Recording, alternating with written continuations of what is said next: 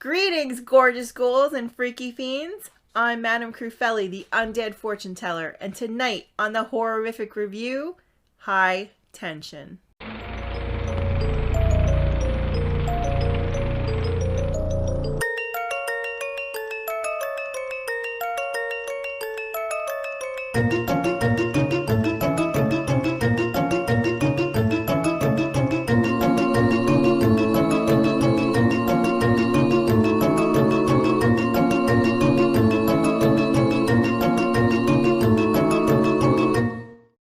And joining me tonight, my good friend and neighbor, Florence DaDead.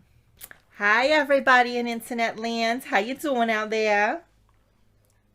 I don't hear anybody. I don't see anybody. Is this thing on? Oh, knock it off. We don't see them. We just talk about the movie, and if they have any questions, they just comment below. Oh, okay. I get it. Okay, listen. This is very important. You say nothing to spoil the movie for them, okay? Nothing until the spoiler alert. Okay, how do I know when to talk about the spoilers? You'll hear a loud siren. Oh, like one of those killer mermaids? No, like a siren. You know, mah, mah, mah. Okay, I'll start. I took some notes. Hold on, okay? Okay, so High Tension was released on June 10, 2005, and is rated R. It stars Cecile de France, who plays the cement saw-wielding badass Marie. May Wen, ooh, one-word name like Madonna and Cher. She must be so important. And last of all, we have Felipe Nejon, who plays the greasy monkey killer. Truth be told, I don't like this guy one bit.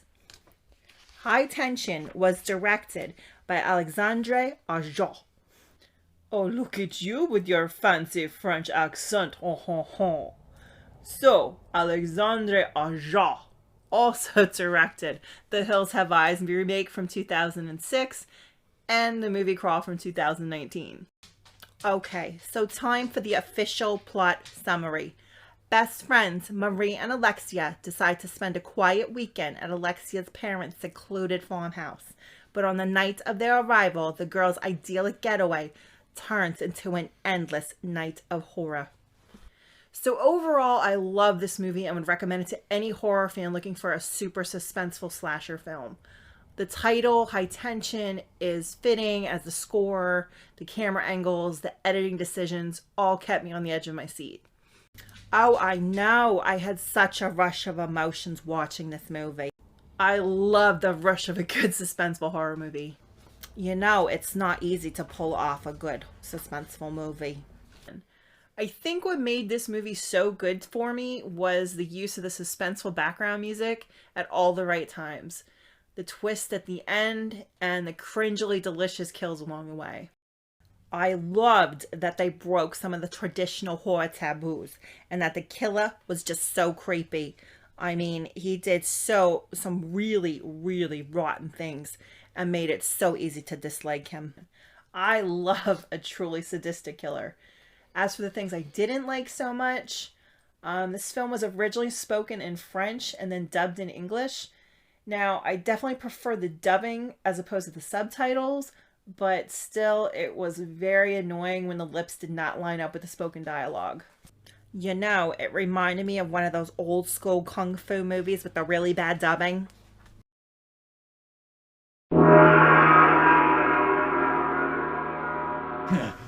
You go tell that old monk. I'm with Abbot White now. Shaolin isn't worth the dirt on my finger. Jin-chan, shame on you. Okay, I am dying to talk about the spoilers. So for those of you that are new to the Horror-ific review, we have a rating system based on some of the most important things needed for a good horror movie.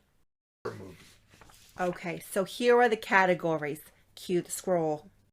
First, we have the plot, then the cinematography, acting, dialogue, scene memorability, special effects, creepy imagery, aka cringe rating, death scene rating, sound, and soundtrack.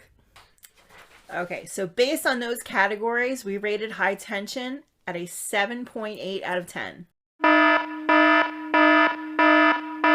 The time has come. If you have not seen this movie yet, now is the time to stop the video if you don't want any spoilers. Final warning. Still there? Awesome. So let's start from the very beginning. The movie starts out with one of our main characters, Marie, in what appears to be a mental ward. Oh, sweetie, this is definitely a mental ward. My friend did some time a few years back, told me all about it. Padded walls, white coats, horrible food, the whole 9 yards. Are you talking about Karen the carnivore? Oh, no, sweetie. Karen Cadaver. You know, she's always been a little off-kilter. She reminds me a little bit of Marie. So, I don't know if you caught on to it, but in the beginning of this movie, when they're in the mental ward and Marie's sitting there saying, oh, what is she saying? Oh, I remember. I won't let anyone come between us anymore. Oh, that's it. So, after she turns to the camera and says, are they recording? I totally knew that this would be from her perspective. I have like a sixth sense like that. Well, aren't you the observant one? The first time I watched this, I definitely didn't catch that at all. Oh, it's okay, honey. Ever since that time I've been jolted with the electricity, I've been able to see things a lot clearer. And speaking of seeing clearer, did you see Frankie's new glasses? Oh, let me tell you, I have always wanted to marry a doctor. One day, I will be walking in that wedding chapel as Florence DaDead, but I will be walking out as Florence Frankenstein. I bet you, if you pull those cards, you'll see it too. Maybe later. Let's stick to Marie and Alexia. Oh, sorry. Yes, my bad. Marie and Alexia. So, Marie and Alexia are driving along, and the topic of who Alexia slept with comes up. Marie gets really annoyed at this at first, and I really didn't understand why. I was thinking, did she have a crush on this guy? I don't know. Oh, no. Marie is totally in love with Alexia. Okay, so anyway, outside in the field, you see a truck similar to the one from Jeepers Creepers. And, you know, part of me half expected a winged creature just fly into the air. Surprise, motherfucker! But instead, a very creepy looking man is getting serviced in the driver's seat.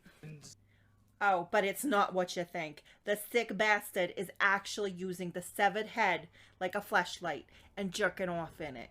Oh my god, who does that? This guy! And on top of the severed head suck job, when he's done, he tosses the head out the window like some old used condom. Oh, I know! Such a sick bastard! So, after the decapitated copulation scene, we see the two girls arrive at Alexia's parents' house. Okay, so they open the door, and Marie is greeted by the family's growling St. Bernard. And let me tell you, a dog is an excellent judge of character. Absolutely. I trust my fur baby more than myself sometimes. Oh, my fur babies would never steer me wrong, honey. Okay, so next we have the two girls in the kitchen, and we learn that Alex is having sex with a taken man. Considering this is a horror movie, I think that would qualify for hideous death. Don't you agree? Oh, I know, right? It's like the equivalent of having sex in the woods or doing drugs. Once you start lacking in the morals department in a horror movie, oh, you're gonna die. Whether it be through an arrow through the eye or an axe through the face, you are going to die miserably. I really assumed that Alex would be the first to go, especially when she said someone who's taken must be worth it. Cue the ho-ho-ho music. So trashy. And speaking of trashy, after the chat, the girls go up to their own rooms, and Marie decides to take her enjoyment into her own hands to some reggae jams. In hindsight, this is the point where Marie pretty much loses her shite. Okay, so while Marie is upstairs riding out the reggae waves to pleasure paradise, the greasy monkey is breaking into the house. He gets really, really creative with the stair railing and the dresser. Such a maliciously memorable kill scene. A definite must-see for all you cringe-seeking creatures out there. Oh, so brutal. Not to mention, the son of a bitch killed the dog, which, by the way, looks so realistic on the floor. As soon as I saw that, I was like, oh no, sir, you need to die. I couldn't agree more. I had a beautiful St. Bernard that looked just like the St. Bernard in this movie. Oh my god, he's adorable. Look, he's even smiling. Such a sweet boy. If anyone hurt my fur baby, there would be serious hell to pay. Oh, I know. This movie definitely did not hold back. I mean, they killed the family dog. They killed the little boy with the cute cowboy costume. I mean, a kid and a dog. Those are two big lines you don't cross in my book. So next, the killer moves on to tie up Alex and then kill her mother. And I must say, the special effects to that throat slit were so impressive. I know, so juicy. So moving on, the killer kidnaps Alex and throws her in the back of the Jeepers Creeper truck, which is covered in the blood of former victims. Definitely not a good sign. Also, as far as horror movie killers go, this one is definitely super creepy cringy. So as the movie progresses, the director does an excellent job of building the tension. It's hard to take your eyes off the screen while the game of cat and mouse commences between Marie and the killer. Okay, so can we talk about the alcohol abuse scene? So, the killer is driving down the road in the Jeepers Creeper mobile. Alex is in the back. He turns around, dumps a bunch of alcohol all over her head, and doesn't the sick son of a bitch take a lighter? I was so scared for her. I'm like, oh my god, this sick, greasy monkey. Next, our killer stops for some gas, and does he just get gas? Oh no, of course not. He decides to kill the gas station attendant, which actually works out in Marie's favor, because when the killer leaves with Alex, she takes the attendant's car and follows him down the road. At this point, you notice that Marie has been barefoot the whole time, and seeing this made my pampered tootsies just tremble thinking about it. Can I just say that that fight between Marie and the greasy killer was absolutely savage. I mean the plastic wrap strangulation, the barbed wire wrapped wood beam multiple times to the face. Mwah! So good. So good. So Marie ends up killing the killer and starts to free Alex, but Alex is not very grateful. Oh, so exciting. Plot twist. Alex stabs Marie. Stabs her, and then runs away, and boom, the greasy monkey killer is back. And I'm like, ding, ding, ding, Marie is the killer. And then to top it off, out comes a cement saw. Such a brutal weapon. Excellent choice, Marie. Oh, as soon as that killer gets that cement saw in his greasy little hand, he has officially arrived in full-blown crazy town. Oh, and that part where he taunts Alex's terror, I have to admit, his sadistic taunting made me giggle. And how about the special effects when the glass is being removed from Alexis's heel? It took me back to that original Pet Sematary scene. You know the scene.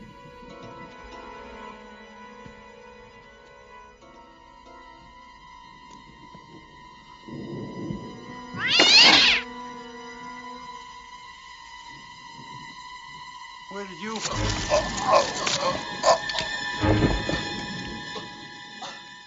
Oh, makes me cringe every time. And then we have the motive. Lesbian obsession. She wanted it all to herself. But yeah, crazy Marie, you can't kill off someone's family, the little boy, the dog, and expect a freaking marriage proposal. It doesn't work like that, honey. So at this point, our story comes full circle and we find ourselves back where we started in the mental ward.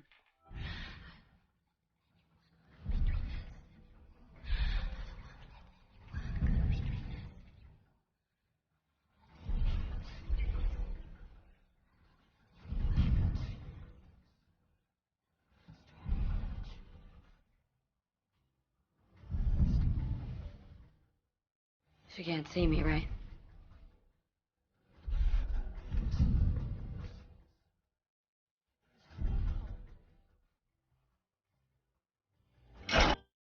Oh, thanks so much for watching, dolls. I hope you liked everything that we went over today. Be sure to click the bell and get notifications.